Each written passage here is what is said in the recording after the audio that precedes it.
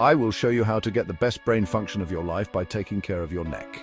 Today we're diving into a game-changing study by Dr. Deed Harrison and his team, published in Scientific Reports in 2021.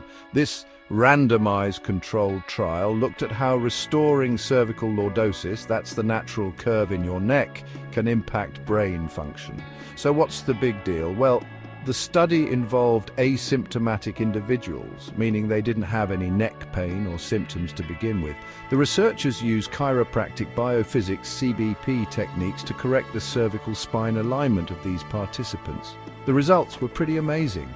They found that improving the alignment of the cervical spine actually enhanced central conduction time and induced neuroplastic changes. In simpler terms, it means that fixing the curve in your neck can make your brain communicate better with your body.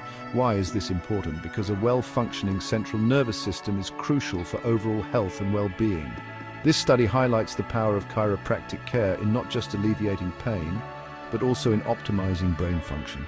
So next time you're thinking about your neck health, remember, it's not just about avoiding pain, it could also be about boosting your brain. Stay curious, keep learning, and take care of that spine.